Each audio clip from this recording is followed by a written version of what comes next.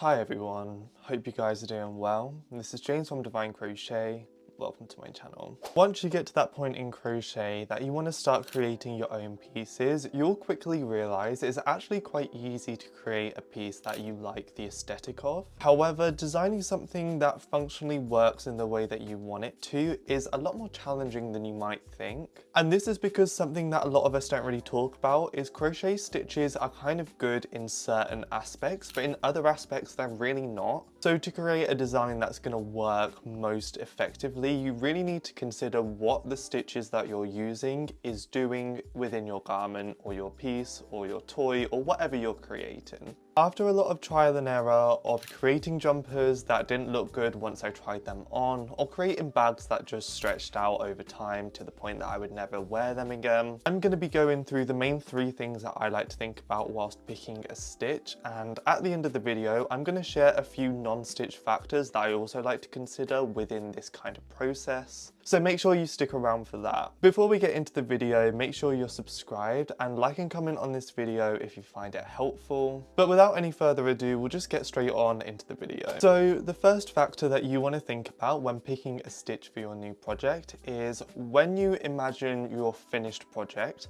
how do you want the fabric within your project to just sit without it being used? So an example of this is, do you want your fabric to drape and flow really nicely and have a lot of movement? Or do you want fabric that's a lot denser and stiff and doesn't really move a lot? For example, if you're trying to design a bag and you envision it to be able to stand up by itself and still hold whichever shape you're trying to create, you're going to want to pick a sturdier stitch that will be able to keep the shape that you're creating. But if you were to create something like a market bag where you want there to be a little bit of stretch and you want it to be able to ball up into a really small ball, so you can just like throw it into another bag when you go shopping, then you would want to pick a stitch that's more drapey and a lot less structured and has a lot of movement. Another example is if you're creating an oversized jumper, you're going to want there to be a lot of movement, because if there's not any movement, when you wear it, the jumper's just going to be really stiff and uncomfortable,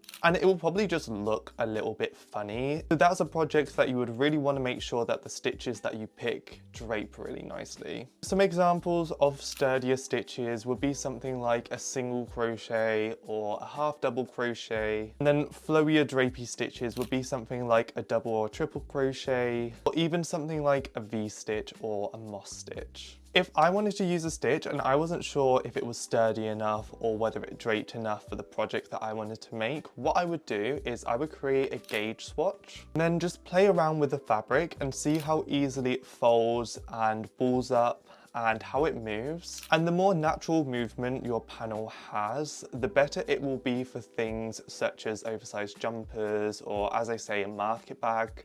If there's not an awful lot of movement and the fabric's quite stiff, it's going to be better for something that you want to be more structured. Right, so now we've decided if we need our stitch to be sturdy or not, we want to decide if we need any coverage within our project. Coverage within crochet is going to kind of land on a scale where one end you're going to have certain things that you need 100% coverage with, but then on the other side you're going to have layering pieces where you actually might not want to have any coverage at all. But there's going to be a lot of cases that kind of land in the middle, like if you're creating a jumper and you want it to be able to cover your t-shirt, you might need it to have coverage, but you might not need it to have coverage in the same way that you would if you were creating something like a bralette or a t-shirt that you wanted to wear that was 100% opaque. Now, out of the three factors that I'm going to talk about today, this is probably the only one that you don't need to create a gauge swatch for if you're unsure as to where the stitch that you're picking is going to land on this scale. And this is because online you can physically just see if something has holes in it or not.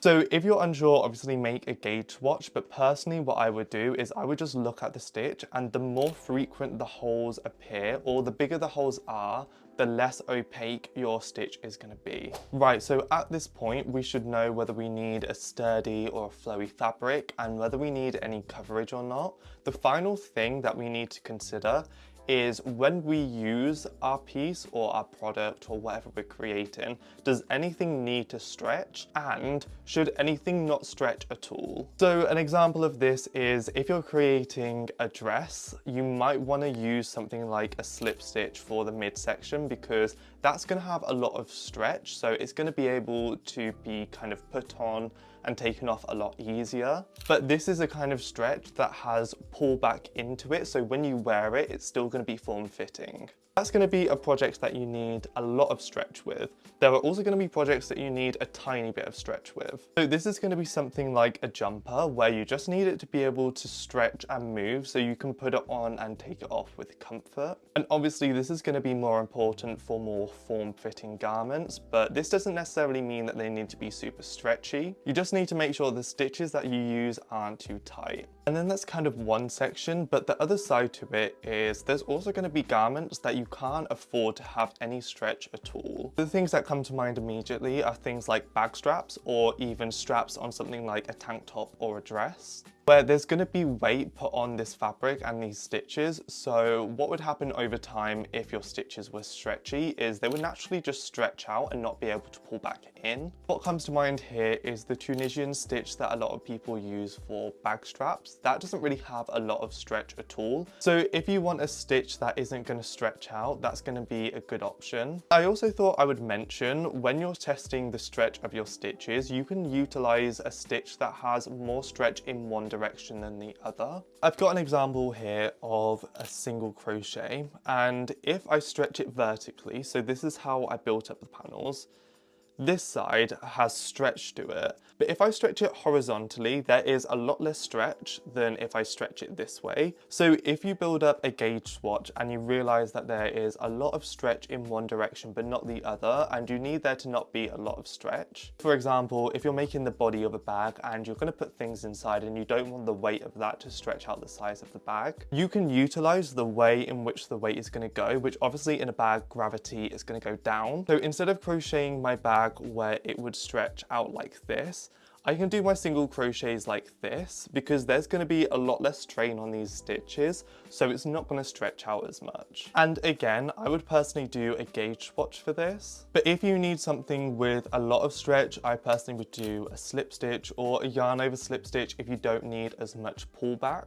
And if you need something with no stretch, I would do that Tunisian bag strap. But everything else, I probably would just do a gauge swatch and kind of see how it works with a little bit of pulling and stretching. So those are the three factors when it comes to picking out stitches that I like to consider when creating a new project. There are also some non-stitch factors that I keep in mind throughout this whole process. I'm just quickly going to mention them here, but if you want a separate video, then please let me know. The first thing that you want to consider is the type of yarn that you pick, where certain yarn is just going to be a little bit more suited to certain aspects of what we've talked about. So there's certain cottons that you can buy that's just going to be a little bit more sturdy, and I believe these are called dishcloth cotton, but I feel like I need to fact check that because I might be making that up. And there's also going to be other cotton, which I personally use a soft cotton from Yeoman Yarns that I really like, which flows and drapes a lot nicer. So picking a yarn that goes with whichever factors you're picking out is really going to benefit you. Just as a rule of thumb,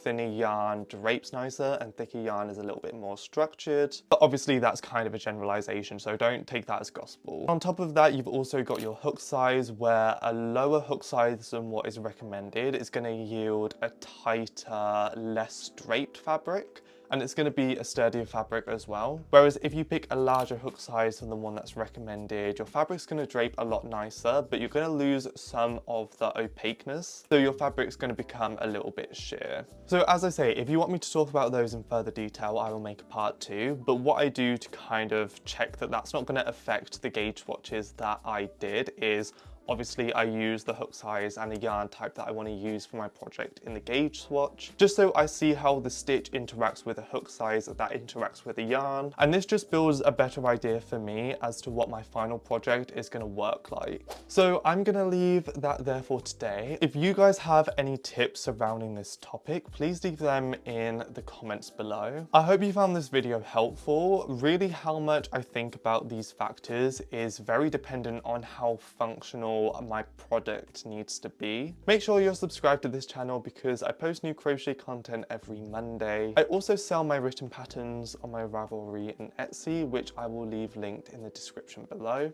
I'll also leave my other social medias linked down below as well. I hope you guys have a good rest of your day, and I will see you in the next video. Bye.